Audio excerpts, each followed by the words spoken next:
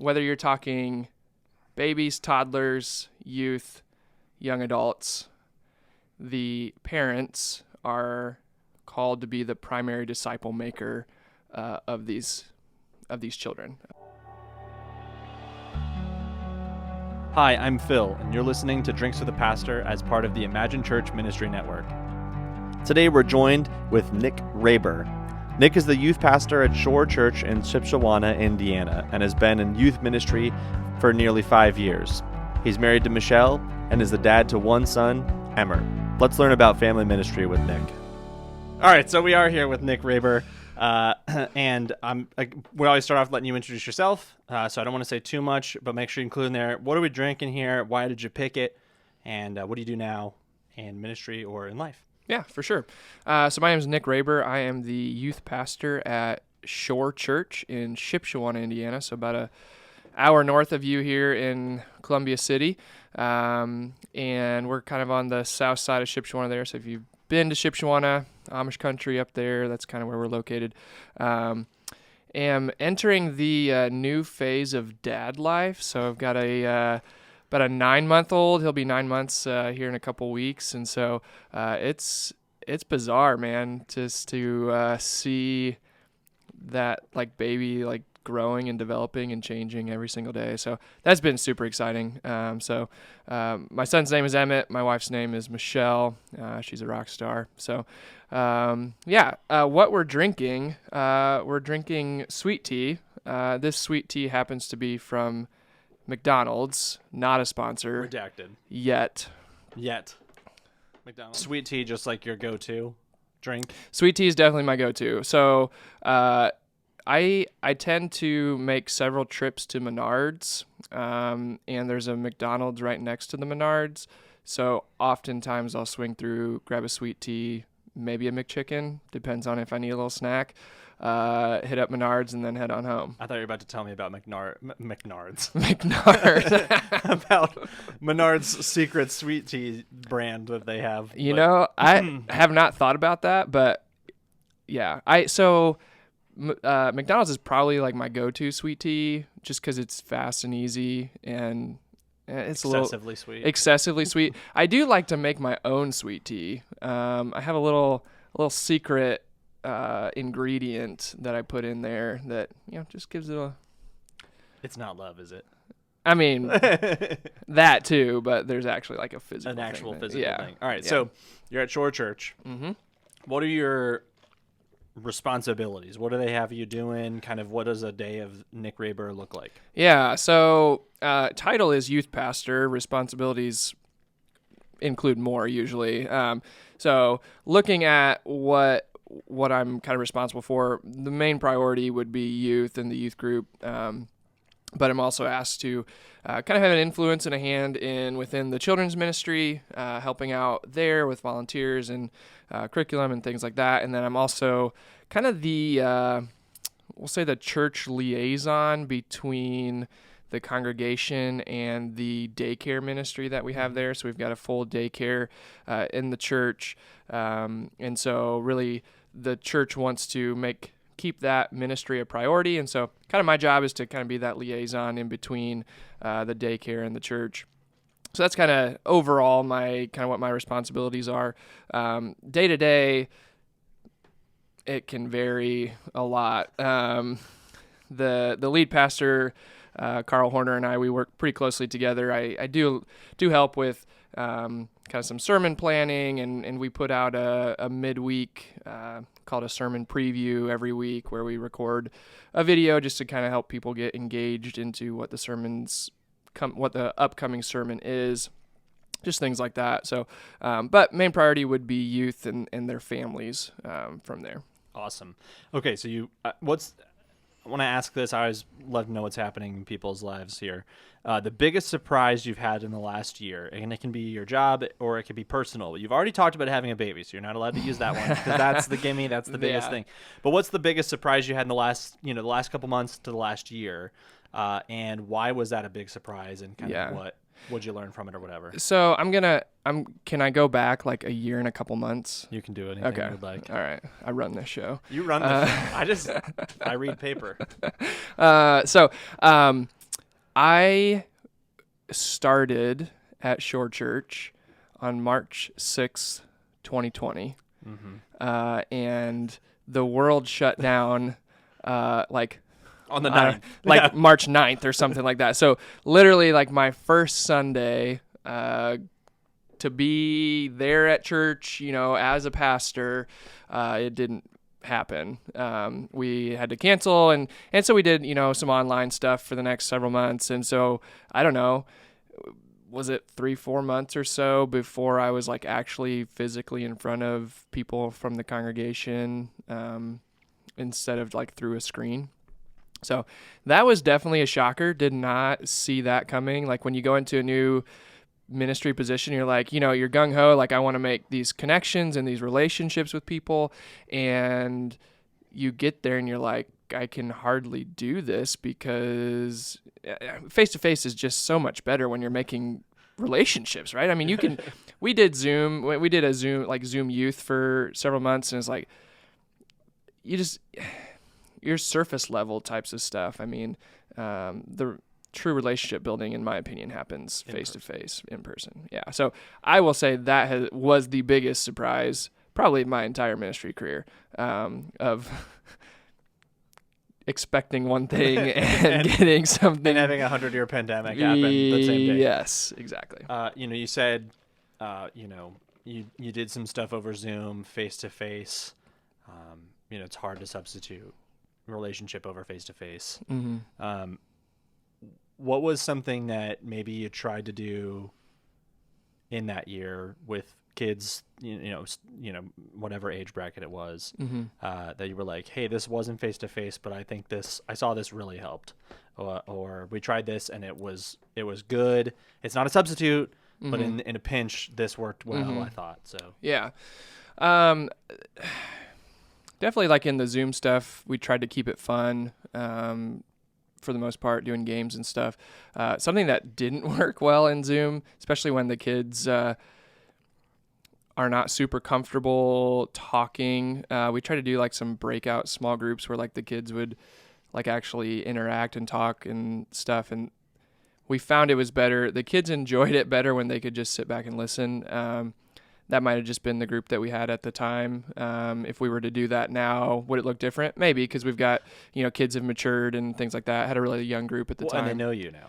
Right. Right. I mean, like you're trying to meet people over a computer Seriously. screen. And that's the thing. Like, there's a few of the kids that I had met in person, but a lot of them I had met through a computer screen. And that just goes back to that relationship aspect of things. So yeah, I don't know if that answered your question. That's great. It's great. So kind of in your own words, kind of in your own understanding of what you think, what you would define it as and such, what is like that family kind of youth and kids ministry? Like what is it really? And secondly, what makes it, besides the fact that it's a different age bracket, what makes it different than an adult oriented ministry? What is it, and why is it its own thing? Why don't we just treat everybody like they're retired people? Sure. So yeah, in general, I would say family ministry is a focus on not just individual pieces of the family, but looking at the family as a whole. How can we reach the entire family together as a whole, instead of I know, Phil, you and I in seminary, we would have talked about the idea of ministry silos, right? Where you've got your youth silo, your kids silo, your adult silo, your grain silo. Your farm joke. Ship Shawana, everyone. And so the idea is to avoid that silo mentality where like these ministries are separate, but instead, how can we view the family holistically, where we're reaching all aspects of them together? So that's one aspect of it. The other aspect, and this is a soapbox I get on every once in a while, so just warning you on that. Whether you're talking babies, toddlers, youth, young adults, the parents are called to be the primary disciple maker of these these children, of these students, right? The church in general too often runs into situations where it's a dump and go type of situation where they dump them off at the church and say, teach them everything they need to know, make them holy, and it's going to be great, right? And they in 1 hour a week. In 1 hour a week, right? And they rely on people like you and I and church workers to do that. And the fact is, like, I mean, we can do some stuff in that hour, and we can, plant seeds and try and teach them everything that we can. But the fact is, parents have so much more influence over their kids than what we do, because hopefully you're seeing them at least a couple hours a day, right? So, excuse me, my definition of family ministry is equipping parents to be disciple makers, right? Where ministry workers like you and I are there to support and there to help in any way that we can, and there to equip the parents to do that. But in general, it's the parents that need to be doing the work to be those discipleship makers. I don't want to like oversimplify, but I want to say this. If I'm saying it right, just give me a thumbs up on it. But just so everyone hears it again, what it sounds like you're saying, and I agree with you, I just want to make sure I'm saying this right, is that parents should be involved in the religious education and the discipleship of their own children. 100%. Boom. 100%. I think that is something that youth ministry and children's ministry has struggled with for such a long time. And not just like you said, a drop and go where it's like, okay, teach them everything they need to know. Yeah. Like, well, you're with them, 23 hours of the day. Right. We have one. So if we can work together in it, but in the same sense, I think some churches have been like, it's our job entirely, and have not looked to partner with parents in that way. Yeah. And so I think there's a kind of a both and. We got to teach parents that they're much of a journey of it, but churches, I think out there too, have to be like, oh, parents are really a part of this. Yes. Yeah. We have to do this together. Yeah. It goes both ways, and it's a partnership. Yeah. It's a partnership between the church workers and the parents in how can we work together to best train up these kids to know the ways of Jesus and to have a longevity to their faith, not one that disappears when they hit college. Because I mean, a lot of us have heard the statistics, Pew Research and stuff, as far as the drop rate in college. And so, how can we as church workers help and partner with parents to create a faith that lasts, for a lifetime? Because you won't always be in Joe Youth Group Kids' direct circle. Right. Eventually he'll go somewhere. And if the only way this person has ever known to be nurtured disciple-y is through you, then where do they go once they struggle? Exactly. Right? Exactly. Okay, so this will kind of tie into what I want to talk about, but I want to ask this question. What are some ways that maybe you've looked at in your own ministry in crafting that sort of partnership and unity between church and parent? What's like something that this is something we've done, we're still working towards it, or whatever it is, but what have you been working on? So a couple different things come to mind. The first thing, this past Advent, we were virtual, and the way that we were virtual, the sermons would get recorded like Thursday, Friday in the week, and they would get posted like Saturday night, and then people could watch them Sunday morning. So it wasn't like a live stream of any kind. And so for Advent, lead pastor Carl and I, we worked together, and it was actually kind of a joint sermon almost, where we were videoed together, and he would talk or I would talk or whatever, and then we would pause a little ways into the video, and we would tell those listening, okay, now pause, and we would give them some kind of instruction on what to do with their families that are there, right? So like, one thing was, one of the passages had something to do with angels. So it was like, pause the video, make angel wings together out of, I think we had to make them out of paper plates or something.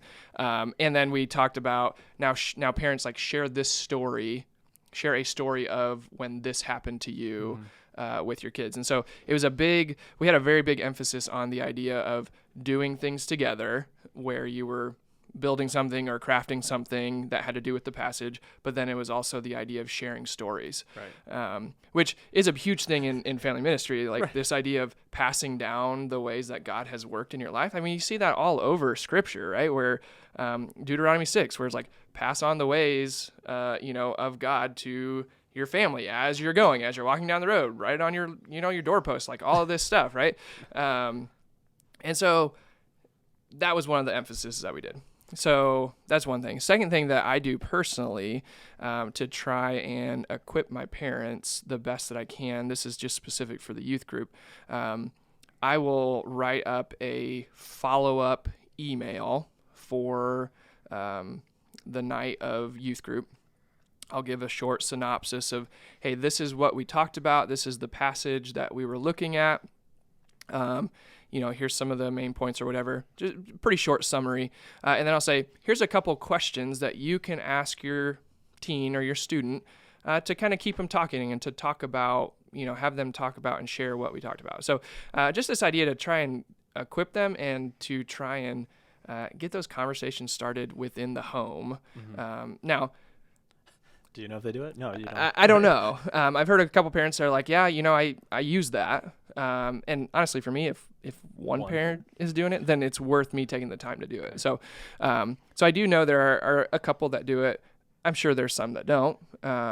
But the idea is getting these faith conversations happening within the home. Right. A couple things in that I liked, and I don't know if you meant it or not. So even if you didn't, I mean, I hope I meant even it. If you didn't, no, I'm saying like something that you did, but I don't even know if you meant to do it this way. And if you didn't, just be like, no, it's totally what. Yeah. take all the credit in the world. One of them, this is just something that, you give them that email in there, and I'm sure some of them are like, boy, that's a lot of questions to do in one night. It's like, we'll do it through the whole week, sort of thing. So like it should be a pervasive daily conversation that you can touch on periodically. But the one thing that you did do, and I don't know if you meant to do this, I think people get really terrified of the word testimony. Sure. I don't think people it's like, tell me your testimony about your faith. And people go, oh, yeah. Oh, shoot. I'm not a pastor. I can't, blah, blah, blah. I don't but have you just a said, why don't you tell them a story? Yeah. Right? And that sort of accessible language, not only for kids, but for maybe people who are not comfortable. Like, you didn't say, like, read from the Bible and testify about God doing it in this way, right? Yeah. But just sort of that accessibility of that language, like to say, why don't you tell me a story? Because storytelling is so important, right? This sort of your testimony, the history of what God's done in you, that's so much of that old school oral tradition and those things. And even just framing it in a way that accessibility catches without causing that tense shiver when you ask someone to do something they're not comfortable with. Well, so speaking of testimony, I cannot even remember where I heard this. I think it was at a seminar somewhere where a youth pastor asked his students, raise your hand if you know how your parents came to know Jesus.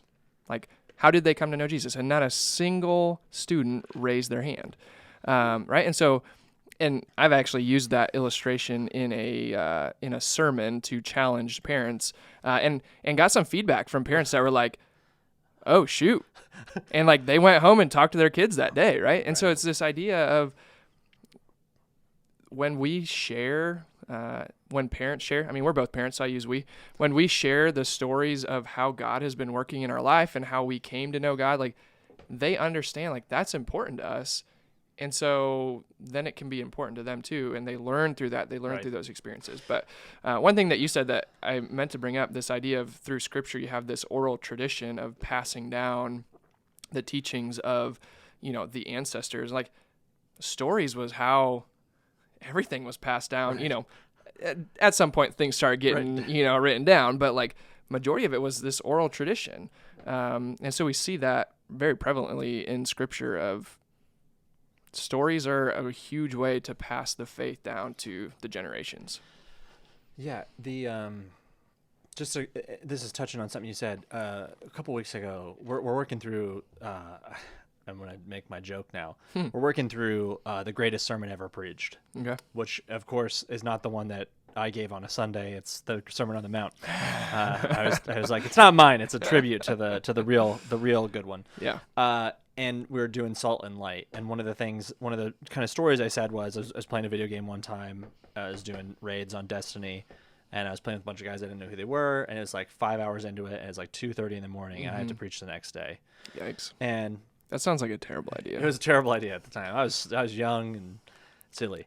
And I told these guys, we've been at it for a while, I said, hey, this is going to be my last go at this because I have to get up and preach tomorrow morning. And it got really quiet on the microphone. And one of the guys said, I would have never guessed you were a pastor. And it's funny, but then what the thing I said was, how many times, if you told someone right now that you're a common churchgoer or you're whatever, how many people would go, I never knew that about you. Right. Well, something in your life isn't telling the story, right? Yeah. And so that same thing, like, you're changed, you've been changed, you should exude this into your children. Yep. Brandon Hancock. Yep. He said, of course I would want my kid, I'm going to choose what my kid wants to believe because I think it's the most important thing on the whole planet. Exactly. And so just that challenge to get parents to see that your life has been changed. Let's exemplify and show that. Yeah. Very cool. So with that same sense of equipping parents and such, what's a better way a church can organize their sort of family ministry? So think of it in this way, not don't be like, well, hire somebody else. Sure. Let's think solo pastor. Yeah. They've got a couple kids and some families. It's your average single pastor church. What's a way they could better organize their volunteer team or kind of their work week to more effectively engage parents in this way to create this sort of family ministry partnership? Yeah. One thing that comes to mind, there is a Sunday school curriculum out there. So if you're a church that still does Sunday school, and I know there's some that have transitioned out of that, there's a curriculum out there called D6, which is actually, the D would be Deuteronomy 6. Great passage in there, and the whole mentality there is it's a family ministry focused curriculum. So let's say, for example, Noah and the Ark is what we're talking about. So the toddlers are talking about Noah and the Ark. The elementary kids are talking about Noah and the Ark. The youth are talking about Noah and the Ark, and the adults are talking about Noah and the Ark. So you've got everybody in your building talking about the same story or the same passage. Now they're going to be at different levels, obviously. But now you've got parents that just heard the same story that they can go home on the way home or once they get home over lunch and they say, hey kids, the story that you heard today about Noah and the Ark, what'd you think about it? And now they have, it's both fresh. They can both talk about it. This is not one that we have implemented in our church, but we're actually I'm hoping to start implementing that for the youth group Sunday school. And potentially we can branch that out and kind of test it out from there. So I've been really impressed with them so far and just that model that they have. And they've got some other parent equipping types of tools. They've got an app that provides tips and all sorts of stuff like that. So that's one thing that I could think of that would be an easy way for a solo pastor. You switch up your curriculum. Basically unify it. So get everybody to learn that the same, if you have a Bible study before a service with the adults and there's also a kid one, unify it. So they've got something in common. It's not they did Daniel and you guys were talking about Revelation. So let's make that even more simple. So throw out the curriculum, doesn't have to be that specific curriculum, but let's say, for example, you do a children's church type of thing during the sermon. Well, have whoever's doing the children's church do the same story or the same passage as what's being preached in, inside the sanctuary. Obviously if you got some pretty age specific types of thing, you may want to, switch it up on that week, but I'd say majority, if not all the Bible, you can teach to both kids and adults. You don't have to talk about Song of Solomon being, Song of Solomon-iness to a kid, but you can talk about what love is. Exactly. Yeah. So you can definitely make it work and make it age appropriate. Right. And I think part of that too is just making parents aware that is what's happening. Right. I think one of the things that's crazy is I think pastors, and I'm guilty of this, and I'm sure I won't put you on the same boat as me, but I mean, there's a good chance. There's a good chance that we do something and we're like, this is going to be great, and then we don't tell people that that's what's happening. Yeah. So we're like, I don't get why parents aren't talking about it with their kids, and we never told them that this is what they need to be doing.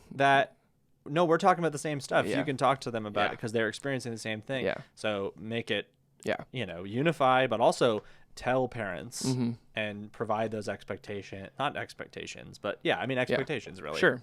You know Absolutely. what? You're a parent. Expectations. Well, and that's, and like, honestly, like, is the church guilty of being too soft on expectations of parents? Probably. Maybe. I mean, I'm not going to say they are, but maybe. So yeah, this idea of unifying what is being taught on a Sunday morning could definitely help. Now, I'll throw this out too. If you are a church that does the junior church or children's church or whatever you want to call it, and let's say you have communion once a month, maybe on those Sundays, that's Family Sunday where there is no children's church, and now you have the kids with their parents. If you're a church that practices an open table, now the parents can be taking their children up, receiving communion together, talking about why this is important. Right now, so like now you have a monthly chance to talk about the sacrifice that Jesus made on the cross for us and why that's important and why it's important that we remember that. And you get to see all the unspoken teaching when a kid sits in a service too. Like we bow our heads, or we we dot the cross, or we parents that raise their hands when they sing. There's a lot of unspoken stuff that a kid might even see and be like, oh, this must be something. Yeah. What's kind of, what do you think the biggest challenge for a leader in family ministry or a pastor wanting to do a better job at family? What's the biggest thing they're going to run into as like a obstacle to doing this slightly better? If they want to improve it, what's the thing they're going to go, man, I didn't see that one coming, or what's going to be the difficulty in it? I hate to say it, but where my mind immediately goes is apathetic parents. Yeah. I mean, you'd like to think that all parents are like really gung-ho and want their kids to be learning, but I don't know that all of them are there, right? So where you have this, this really exciting new, like, we're doing this thing so like parents can connect with their kids and, be teaching them, and they just don't want to do it. There's not much you can do about that, right? But like, that's a challenge that you can run into. And honestly, like, a thought that occurred to me was parents that are excited about their own faith and their own growth are going to be a lot more likely to share that with their kids than parents that are apathetic or not excited to grow in their own faith. So I'm thinking, as we're talking about this, like, that goes hand in hand. So we have, as church leaders, we have to figure out how can we get parents excited about their own faith so that they can be excited about their kids' faith. Right. Yeah. Yeah. No, that's great. How do you right now? Because you're a church leader, you're smart, you're wise. Some days. How do you? Like, what are you doing to stay kind of up to date with what's happening in the church ministry world? So whether it's stuff you read or whatever it is. Yeah. Do my best. I do my best to read. I'm one that, like, if life gets busy, reading takes like a backseat. Unfortunately, I don't like that about myself, but that's just where I'm at. Maybe that'll change with maturity and becoming an adult. Becoming an adult. Who knows? But do my best to read, just to try and stay, continue to expand my knowledge of ministry in general, and try to do some like seminar types of things, whether online or in person, if time allows for it, over various topics or whatever. Is there anything that you have read recently, like a book? Yes. Or something that you're like, this is great, everyone should have to read this? Everyone should have to read this. The Bible? Yes. second to the Bible. I don't know, maybe further down, but it's called The Other Half of the Church. Okay. By Jim Wilder and somebody with the last name Hendricks, I think. Wilder and Hendricks. Wilder and Hendricks, I think. Somebody, drop it in the comments if I'm wrong. Jim Wilder is like, I didn't write that. I didn't write that book. No, but the whole thing, the whole premise is, I'm probably going to get this wrong, but like, is it the left side of that's my right side, the left side of the brain that is all like analytical and, numbers driven and whatever. I think it's left. So the idea is, how can we not just engage the right side of the brain, but engage the entire brain when you're, somebody's coming to your church or where you're trying to engage people in your congregation. And the whole idea is behind the entire brain is activated and engaged when someone is experiencing joy. And someone experiences joy through relationships. And so this whole idea of are the people that are coming into church, do they feel like you're excited to see them? Do they feel like these are my people? This is the group that I fit in with. These are the people that I identify with. Not in like a exclusive club type of way, but we want anyone that walks through our doors to feel like this is where they belong, and these are the people that they belong with. Just a fantastic book. Does a lot. I mean, there's definitely some pieces of psychology and sciencey stuff, but there is a huge piece of the relational, ministerial side of it. Just a really fabulous book. Would recommend it for anyone. The Other Half of the Church. Is that right? The Other Half of the Church. The Other Half of the Church. Yeah. Well, good. I will look that up when we're done here, and you can like throw like a disclaimer at the bottom if it's wrong. It's been a minute since Nick was wrong. Yeah, it's been a minute since I read it, so I'll check that. That's good. That's great. 3 ones is how we always end. What's something that you wish you knew before you started working in a church doing your kind of youth ministry, but family ministry in general? What's something that like, boy, if I had known this before I jumped in there feet first, I would have probably come out the other side with, both my legs still.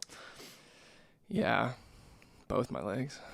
The thing that I probably learned the quickest within when I first started working in ministry is everything needs to be done with a balance. You go too crazy on one side, and you're going to fall flat on your face. You go too crazy on the other side, you're going to, fall flat on your rear end.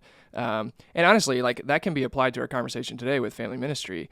Because if like your focus is too heavy on let's say the nuclear family, mom, dad, right, 2.5 kids or whatever the average is now. 2.5 kids and an animal. Right? Fido definitely counts these days. But if you're too focused on that, then you do that at the risk of missing your singles, your widows or widowers, your kids that the parents aren't coming, but they're coming with a grandparent, or they come with a friend, or they just walk up the street and show up. Right. So yes, there's you want to have that balance where like you're focusing on family ministry because parents are huge disciple makers, but then those that don't have that, nuclear family, I think that's where the church workers, that's where the church family steps in and does that work in discipling them. Balance. Yep. The church wavers between the hot, cool new thing to do for youth. I think youth ministry is so guilty of that. Like, oh, this is the new thing. This is what we do now. Definitely. And we forget to do the stuff that makes it work. Yeah. But yeah, balance. Keep the balance. What is a common myth about family ministry that you want to debunk? What's something that like people are like, oh, family ministry or kids ministry, whatever. It's just this, and you hear it and you're like, that's not it. A myth. Someone always says about kids ministries or whatever. Angie, who was on here, talked about people think camp ministry is just, it's not even a real mission field. It's just like, she's like, no, we're really doing it. Absolutely. Yeah. By the way, shout out to Angie. She's awesome. No, I think so this is funny. There's someone closer to me who his view of youth ministry was all you do is spend $150 on pizza every night to get together and play games so that you can call it youth ministry. And it's like, I wish you would come to like one of our nights. So like, I'll tell you what we did last night, because I think it was pretty cool. If you think this was a terrible idea, just let me know.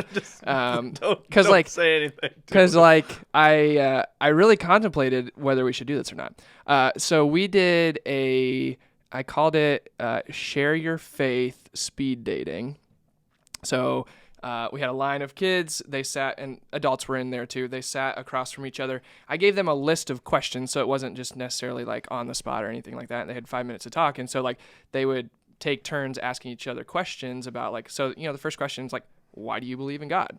And then you would take time to talk about it. And then the next question was like, who is Jesus? So questions that like they might be asked by a friend that doesn't believe, or a classmate that doesn't believe in Jesus or follow Jesus. And honestly, like the idea of them just like using those, I'll say like faith language, like physically coming out of their mouth, all of them, except for maybe a few, raised their hand when I asked them, like, did that increase your confidence to talk about things of Jesus with other people? And most of them are like, yeah, absolutely. Because like, it's just scary to talk about that. So I wanted to show that person, hey, why don't you jump in this line and let's see how you do answering these questions, and tell me that youth ministry is just about pizza and games. $150 worth of pizza too. That's a lot of pizza. Well, so he goes to a different church. I don't know if maybe their group's bigger. Usually we have people from the church that provide food for us. So I've only had to buy pizza one time. But I mean, Little Caesar's not a sponsor. $10 large pizza. I mean, that's a 15 large pizza. The closest Little C's to Shipshewana. It's got to be like over half. It's probably here. Well, I'm trying to remember if there's one in Sturgis, Michigan, or there's got to be one in like Goshen or Elkhart. But closest pizza place that's like a name people would know would be Pizza Hut. Not a sponsor yet. Okay, so that's going to lead me to two questions. First of all, the last word will be the last question that I ask here. Okay. Not this one. What should I have asked you that I didn't know enough to ask you? Is there anything that you're like, Phil, if they only get to hear one thing about this is what they need to hear? Yeah. Outside of your soapbox that you already stood on. Well, I wanted to go back to that soapbox. I wasn't done standing. Fine. No, I'm just kidding. No, but I think the just like summing up the importance of being intentional in that equipping parents type of thing, which is kind of the soapbox, but just being intentional about it. Like instead of, because I've fallen in this trap 100% where it's like, no, like these kids are relying on me to teach them everything that they know and like prepare them for the world. When that's like, no, I shouldn't be shouldering that burden on my own. I should be supporting the parents as they shoulder that burden, because that's the ministry that God has called them to. The ministry that God has called the parents to, first and foremost, is their kids. To be parents, right? Like Brandon Hancock. He'll be on here in a couple months. Literally, I died when I heard this. He's like, one thing the church is not doing well is creating disciples the old-fashioned way, and he meant by having children and teaching them about Jesus, right? So like the church they're not having as many kids, but also they're just not teaching, like parents are not discipling them as much. So disciples beyond just having them, but actually teaching them. Exactly is what Brandon meant. Yeah, disciples. Brandon, when you watch this before you are interviewed on here, this is a family friendly show that we have. Family friendly, yeah. It's a very family show. Just keep that in mind. The last question is how we're going to leave it. What is the quintessential youth group pizza chain? This is it, and then when you say it, it's going to cut to the outro. So this is the quintessential youth group pizza. Is this the one that we have to use because it's the closest one to us? No. This is like the quintessential chain. Like the one that like should be the go-to. Should be the go-to. Papa John's. There it is. Hey, we'll see you, buddy. Yeah. That's it for this episode of Drinks for the Pastor as part of the Imagine Church Ministry Network. Make sure that you subscribe to our podcast to stay up to date with all of our episodes, as well as check out our YouTube channel for other instructional videos and church tours so that we can continue to imagine church ministry together.